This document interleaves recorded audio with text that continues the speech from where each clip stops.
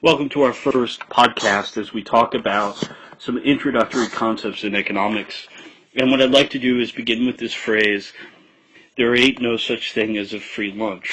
Now, this phrase was made popular by Milton Friedman. And Milton Friedman is an economist who we're going to come back to later on in future podcasts and talk about his economic theories. But right now what I want to do is focus our attention on what's implied and what do we understand from this particular statement as Milton Friedman understood it. Now, for those of you who don't know, Milton Friedman was a monetarist. And again, we'll talk about that in greater detail later.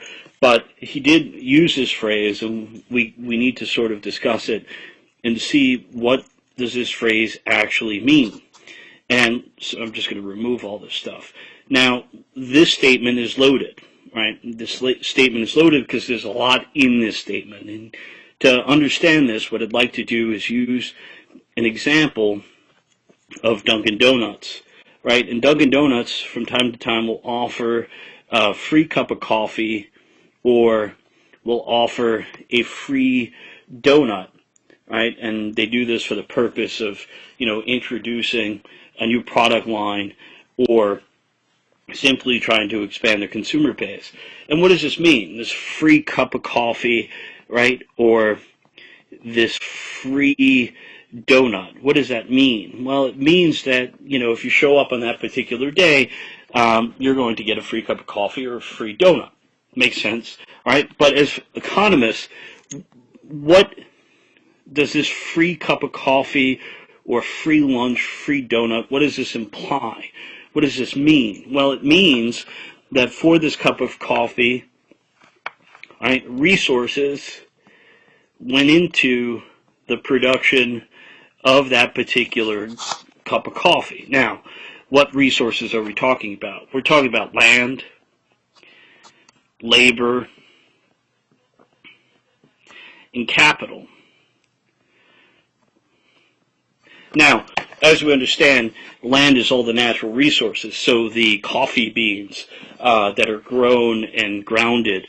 Labor, we're talking about the effort that goes into taking that cup of joe, taking those coffee beans, grinding them into, ground coffee and turning it into a liquid that you can then purchase. And when we talk about other land, we're talking about other resources that go into the making of the cup and the ink that goes onto the actual cup itself, or in terms of the donut, the ingredients that go into it. Labor is the actual effort,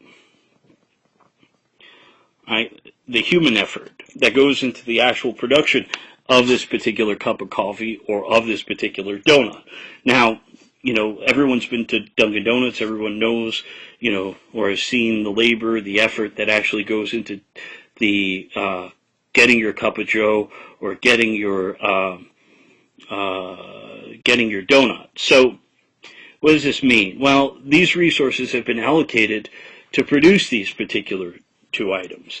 Now, those particular items are being given to you, on that free particular day. But the question is, are we truly using these resources efficiently? Now, when we talk about efficiently, right, we're talking about, are we maximizing the benefits of these particular goods? Of the particular inputs. Are we maximizing them? Are we getting the best possible result out of the combination of those particular resources? Now, economists would say that these choices in this particular example are not efficient. Why are they not efficient? Well, society is committed to giving them to the production of these free items and not giving them for the production of, let's say, cars or sweatshirts or jeans or some other consumer item that we may decide to purchase. So by deciding to give out these free cups of coffee or these free donuts, what we've done is we've now come up with a real opportunity cost.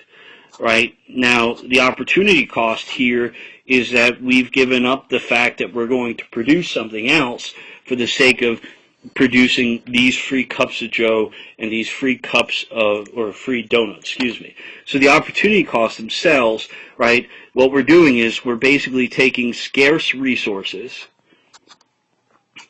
So these are resources that, we understand, and, these scarce resources we understand to not be in abundant supply. So we're taking those, and now we're making a decision, right? We're making a decision to produce the free cup of coffee or the free donut. And by doing that, what we've done is we've foregone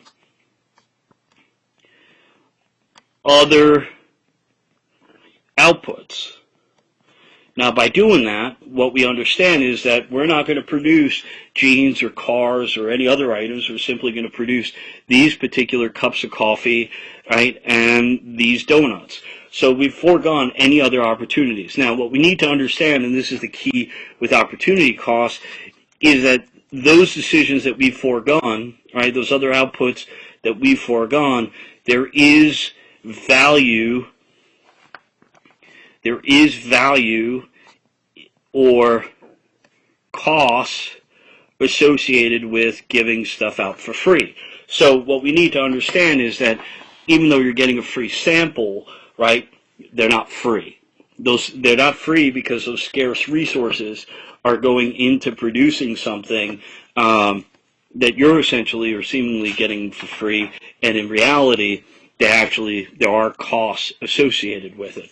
So what we need to explore is how do we measure the opportunity costs, and that will be in a future podcast. So I hope you've enjoyed it, and we'll see you soon as we explore other ideas in terms of opportunity costs.